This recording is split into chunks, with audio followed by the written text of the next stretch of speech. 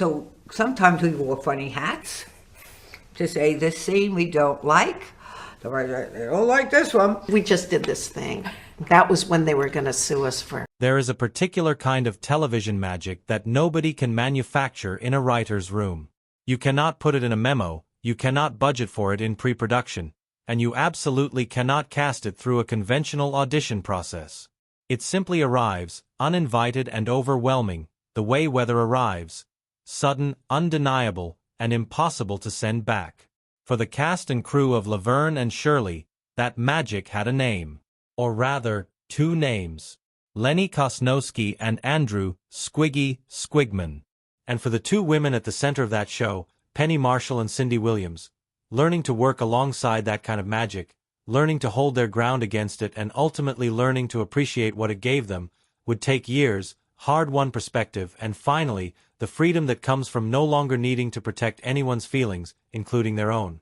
Laverne and Shirley premiered on ABC on January 27, 1976, a spin-off from Happy Days that nobody expected to become one of the most watched television programs in American history.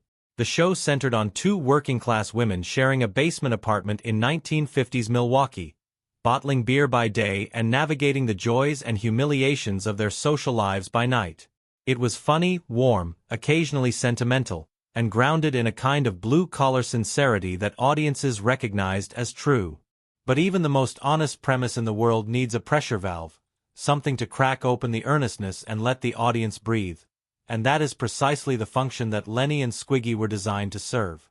What nobody fully anticipated, least of all Penny Marshall and Cindy Williams, was just how spectacularly well two specific actors would serve that function. David Lander and Michael McKean had been performing together long before Laverne and Shirley came calling. They had honed their collaborative comedy through The Credibility Gap, a Los Angeles-based satirical group that operated through the early and mid-1970s and earned a devoted following among comedy insiders who recognized genuine craft when they encountered it. Within that group, Lander and McKean had developed a pair of characters. Greasy, bumbling, cheerfully oblivious young men from the working-class margins of American life, that existed with a completeness rare even in seasoned performers. The characters had voices, postures, rhythms, entire inner lives. They were not sketches. They were people. When the two men brought those people to a social gathering where Penny Marshall happened to be present, she understood that within approximately 90 seconds. Penny Marshall would recount that evening in various interviews over the years, always with the same quality of barely suppressed amazement, the memory of someone who had been in the presence of something extraordinary and still had not quite finished being surprised by it. She described watching Lander and McKean slip into their characters at the party not as a deliberate performance for an audience but as an organic, almost involuntary transformation. They became Lenny and Squiggy the way water becomes ice, through some internal process that made the result feel inevitable. And what struck Penny most forcefully was not just how funny they were, though they were extraordinarily funny. It was how fully formed the whole thing was. The accents, the physical comedy, the precise calibration of their respective personalities. Lenny's wiry, anxious energy against Squiggy's broader, more deliberate foolishness. All of it existed already, breathing and complete, needing nothing from a writer's room to function. She brought them to her brother. Gary Marshall, who had built his Hollywood career on an almost preternatural understanding of what made comedy work structurally. Not just the jokes themselves but the architecture that made those jokes land, saw exactly what Penny saw. He saw two performers who could do something almost no performers could do. Walk into any scene, at any emotional pitch, and within moments redirect the entire room without destroying the larger story that surrounded them. That ability, Gary understood, was worth more than almost anything else he could add to his show. He cast them. And in doing so he created, together with Lander and McKean, a comic equation that would define Laverne and Shirley as much as its two lead actresses. Cindy Williams came to the show from a different place than Penny, and that difference mattered enormously to how she experienced everything that followed. She had real film credentials, most notably her role in George Lucas's American Graffiti in 1973, a film that introduced a generation of extraordinary talent to mainstream audiences and established Cindy as an actress of genuine depth and range. When she agreed to play Shirley Feeney, She was not retreating to the safety of television. She was making a deliberate artistic choice, drawn to the character's warmth and specificity and to the creative chemistry she had already developed with Penny through their shared work on Happy Days. She arrived on the set of Laverne and Shirley as someone with something to prove, not to the world, but to herself. She wanted to demonstrate that she could be genuinely funny. She wanted to honor a genre she respected. The friendship she built with Penny Marshall in those early years was real. Both women have described it with the same word: sisterhood. Not the manufactured camaraderie of two lead actresses performing warmth for the cameras, but an actual bond forged through shared experience, shared exhaustion, shared frustration at the particular difficulties of being two women trying to hold creative authority in a television industry that remained profoundly skeptical of women's authority in any form. They protected each other. They covered for each other on bad days. When Penny's comic instincts pushed her toward a choice that the writers hadn't anticipated, Cindy found ways to support it without breaking the scene. When Cindy's dramatic training pulled her toward an emotional honesty that might have felt out of place in a broader sitcom, Penny created space for it. Together they were, as one writer put it, a complete instrument. And then Lenny and Squiggy would walk through the door. It would be unfair and inaccurate to suggest that David Lander and Michael McKean made Penny Marshall and Cindy Williams uncomfortable. The record of their genuine affection for both men is too consistent and too specific to permit that reading. But it would be equally inaccurate to suggest that working alongside two performers of that particular caliber, performers whose gift operated almost independently of the normal variables of television production, performers who could get an audience response with a single syllable, a raised eyebrow, a particular angle of the chin, did not create a kind of professional complexity that both women had to consciously manage. Comedy is, among other things, a competitive art form. The audience's laughter goes somewhere specific. And there were nights in Studio City when it went, very loudly and very decisively, to the two men in the leather jackets. Cindy Williams has spoken about this with a candor that reflects both her intelligence and her genuine peace with the subject. In retrospective interviews given well after the show's end, she described the experience of watching Lander and McKean work as one of the more genuinely educational experiences of her career, and also one of the more physically demanding. The education was in craft, in seeing what truly inhabited comic performance looked like, what it felt like to stand next to it, what the audience registered in their bodies when they encountered it. The physical demand was more specific. Suppressing laughter, genuinely containing the involuntary muscular response to something that is actually hilarious, requires a degree of effort that actors rarely discuss publicly because it sounds like a complaint about having colleagues who are too funny, which does not generate much sympathy. But it was real, and Cindy has said so plainly. There were takes that she barely survived with her composure intact. Gary Marshall's genius, and both Penny and Cindy have acknowledged this in the warmest possible terms, was in understanding not just what Lenny and Squiggy could do but when to deploy them and how to frame their appearances so that the larger show was served rather than swamped. He treated their entrances as structural events.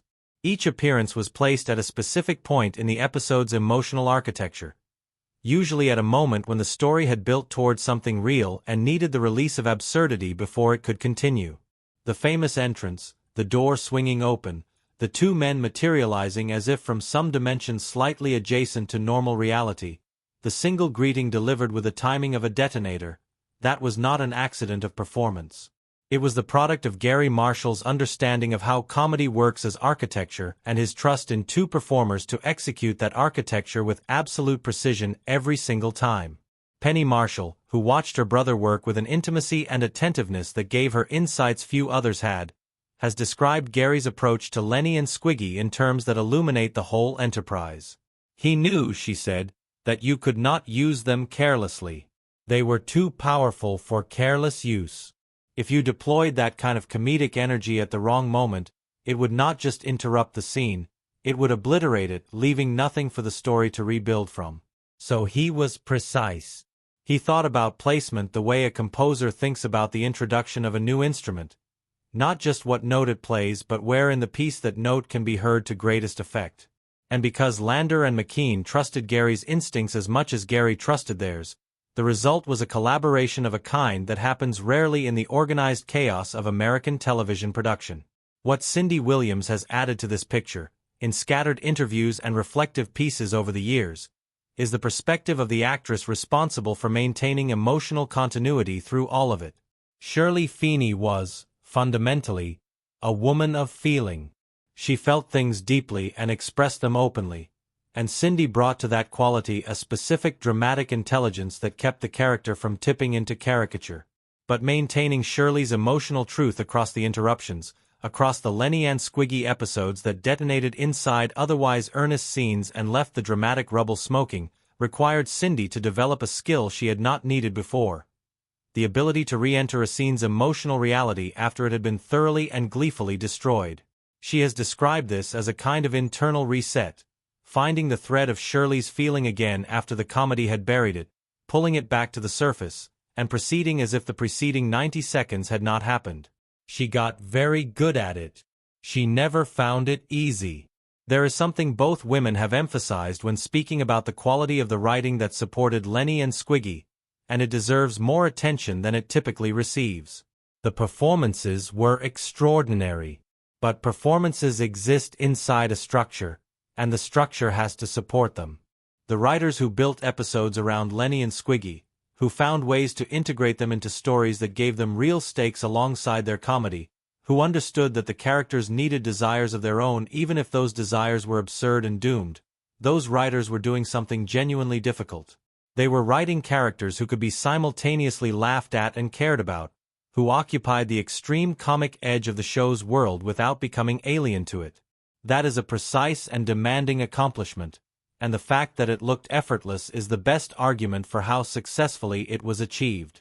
Penny Marshall went on to a directing career after Laverne and Shirley that surprised everyone, including at times Penny herself. She directed Big in 1988, making Tom Hanks into a genuine movie star, and then A League of Their Own in 1992, a film whose cultural legacy has only deepened with time. She carried into both films the same understanding of how comedy and emotion interact, the same instinct for the precise moment when a laugh can become something larger and more resonant. Her public persona in later years was warm, self-deprecating, and genuinely funny. A woman who had spent decades in a bruising industry and emerged from it not bitter but amused, not guarded but open. She talked about Laverne and Shirley and its cast with an ease and affection that was entirely unperformed. She was not reminiscing for publicity. She was talking about people she had loved doing something she had loved doing. Penny Marshall died in December 2018, and the tributes that followed painted a portrait consistent across hundreds of voices. A woman of extraordinary warmth and unexpected depth, whose comedy was never separate from her humanity but was an expression of it. David Lander, who had been diagnosed with multiple sclerosis not long after the show ended and had spent decades managing the disease with characteristic grace and honesty, outlived her by 2 years. He died in December 2020. Michael McKean's public tribute to his friend of 51 years. 51 years, a number that silences argument, remains one of the most moving pieces of writing to emerge from the Hollywood of their generation. Not because it was elaborate or literary, but because it was precise. 51 years of a specific, real, unrepeatable friendship, and the grief of someone who knew that nothing would ever quite replace what that friendship had been. Cindy Williams has been more private in her later years, but the interviews and written reflections she has given consistently return to 2 themes that illuminate everything about her relationship with the show and its legacy. The first is gratitude, not the reflexive, professionally appropriate gratitude of an actress thanking a show for her career, but the specific, considered gratitude of a woman who encountered something rare and has never stopped being aware of how rare it was. The second is her sense of what Laverne and Shirley gave to its audience, particularly to the women in that audience. She has spoken about meeting fans decades after the final episode aired, women who had watched the show as girls, women who had found in the friendship between Laverne and Shirley something that named and validated their own friendships, their own loyalty, their own stubborn insistence on surviving together through whatever came at them. That is a legacy that goes beyond entertainment into something closer to service, and Cindy seems to hold it with the seriousness it deserves. What both women ultimately broke silence on, through years of cumulative candor, in memoirs and documentary interviews and late-night television appearances, and the kind of honest retrospective pieces that emerge when performers have nothing left to protect and everything to preserve, was not a scandal. It was never a scandal. It was something rarer and more interesting. The truth of what it actually felt like to be inside a piece of television history while it was being made. The specific texture of that experience. The professional demands it made. The personal resources it required. The occasional quiet ache of watching the audience respond most loudly to the parts of the show that were not you, and finding within yourself the generosity to understand that this was not a diminishment but a gift, that the show was bigger than any of its parts precisely because all of its parts were genuinely extraordinary. There is a school of thought in television criticism that holds the sitcom to be the least artistically serious of the major American dramatic forms. A factory product designed for passive consumption, structured for commercial interruption, optimized for the lowest possible friction between audience and network. Laverne and Shirley is an argument against that position. Not because it was without its compromises or its difficulties or its seasons where the stories ran thin and the performances carried more weight than the material deserved. Every long-running show has those seasons. But because at its best, and it was very often at its best, it demonstrated what the form can do when the people inside it are genuinely talented and genuinely committed. It can create a world that feels as real as any world that exists outside the television set, populated by people whose lives matter and whose comedy is not a substitute for feeling but an expression of it. Penny Marshall understood that from the beginning. Her instinct to bring David Lander and Michael McKean to her brother was not just the act of a comedy enthusiast recognizing talent.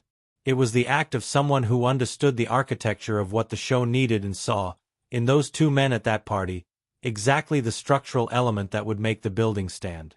Cindy Williams understood it differently, from the inside of the dramatic engine that had to keep running even when the comedy was loudest, even when the audience was going somewhere else for a moment and the actresses at the center of the show had to hold their ground and trust that the story would come back to them. It always did. Because Gary Marshall had built it that way, and because 4 specific performers understood their roles with a precision and commitment that the audience registered even when they could not have articulated why. What both women have said, in their own ways, over many years of accumulated honesty, amounts to this. They knew, even in the middle of it, that they were part of something special. Not in the vague promotional sense of television performers suggesting that their current project might be worth watching. In the specific, private, occasionally overwhelming sense of professionals who have enough experience to recognize the extraordinary when they are living inside it. They felt the electricity of Lander and McKean's performances not just as colleagues absorbing the impact of great comic work but as witnesses to something that did not come around often, a combination of natural ability and developed craft and genuine human connection between two people that produced, when channeled through the frame of a network sitcom, something almost inexplicably alive. That is what they finally said. That is the silence they broke, piece by piece, year by year, interview by interview. Not a revelation of hidden resentment or buried conflict, though there was complexity, as there always is in any creative endeavor sustained over years. But something more fundamental, the acknowledgement that the noise those two men made when they entered a room, any room, the party in Penny's memory, the soundstage in Cindy's, was the noise of genuine talent announcing itself, and that both women were wise enough and honest enough to hear it clearly even when it would have been more comfortable to pretend otherwise. Laverne and Shirley ran for 8 seasons and 178 episodes. It sat at the top of the Nielsen ratings for 2 years running, a fact that speaks to the scale of its cultural reach during its original broadcast. But ratings are a blunt instrument for measuring what a show actually was or what it continues to mean to the people who grew up with it. What it was, at its core and at its best, was a show about survival, about two women choosing each other, day after day, in a world that offered them limited choices and demanding circumstances and the occasional door that swung open to admit chaos in the form of two men who could not, in any social situation, be relied upon to make things calmer. They made things funnier instead. And in doing so they made everything else truer. The friendship, the struggle, the warmth, the stubborn human comedy of people trying to build a life out of whatever materials the world happens to leave lying around. Penny Marshall saw that first, at a party she has probably replayed in her memory 1,000 times. Cindy Williams felt it daily, in the physical work of maintaining her composure against the daily storm of their arrival. Gary Marshall shaped it, episode by episode, with the precision of someone who understood that the rarest comedic gifts require not just latitude but structure, room to run and walls that keep them running in the right direction. And David Lander and Michael McKean simply were it. Two men whose friendship of more than half a century produced, at its creative peak, something that millions of people recognized as true without being able to explain why. The recognition of real human connection has always operated below the level of articulation. You feel it before you understand it. Audiences felt it every time that door opened. Some television shows are remembered because they were popular. Some are remembered because they were innovative. A very small number are remembered because they were alive, because they contained, within the controlled and commercial apparatus of network production, something that seemed to breathe on its own, to care about itself, to mean what it said. Laverne and Shirley belongs to that small number. And at the